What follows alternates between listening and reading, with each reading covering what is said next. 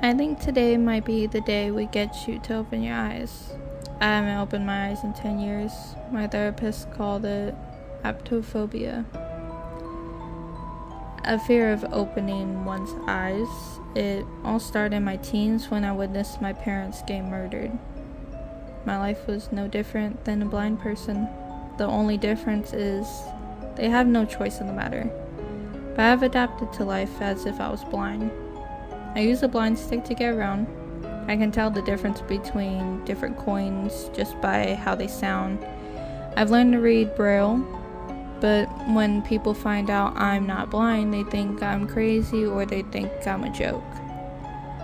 It's hard to describe the constant feeling of being scared.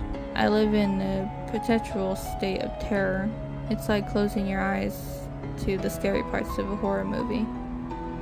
But for me, I kept them closed. I've seen many therapists over the years. Some have gotten close to helping me overcome my fear, but there is one major obstacle. I've been attending a support group for the past 5 years, and throughout those years, people would come and go. Normally, to overcome your fear, you need to face what it is that you're scared of. The succeed rate for this is high, but how can I face my fear if I'm too scared to open my eyes long enough to face it? I always found my therapist's voice so soothing, and always wondered if the voice matched his face. I think today you need to explain to me what happened to your parents. I could feel the bile rise from my stomach and my hands began to climb up. I've never fully opened up about what happened all those years ago. It was my birthday and my mom had just finished cutting the cake. I'm not sure where it came from or how it got in the house. I watched as it crept up behind my parents. It moved slowly, but with murderous intent.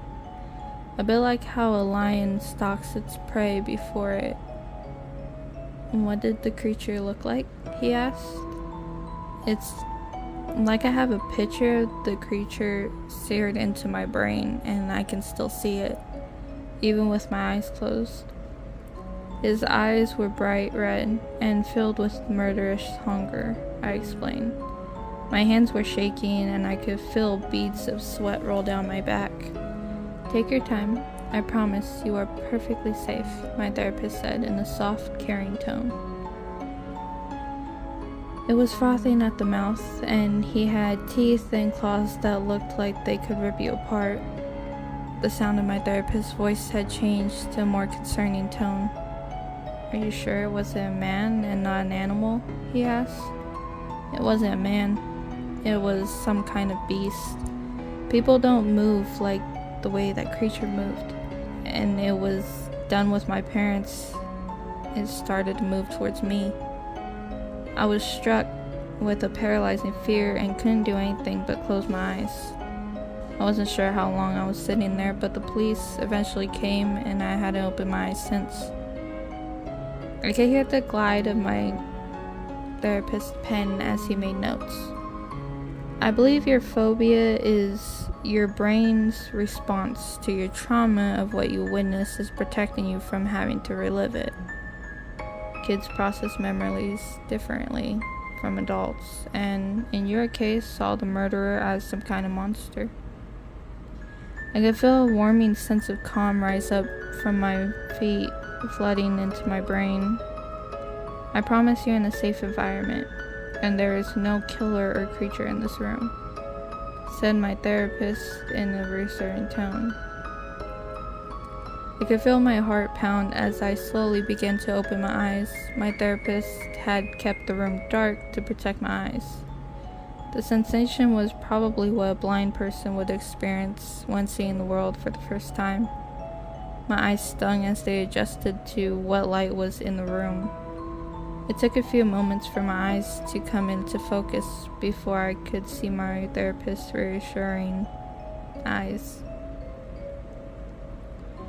I always felt that the creature that killed my parents was always close and just waiting for me to open my eyes so I could watch as he ripped me apart. The fear was still there, but the room was empty apart from me and my therapist. I told you there was nothing to be scared of.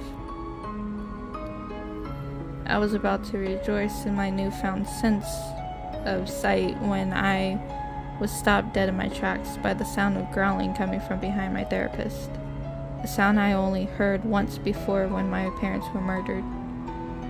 A feeling of dread overcame me as I watched the same creature I was confronted by with all those years ago creep up behind my therapist. It had the same red, hungry eyes as before and pounced before I had a chance to warn him. My therapist screamed in the same agonizing pain that my parents made when he was ripped apart.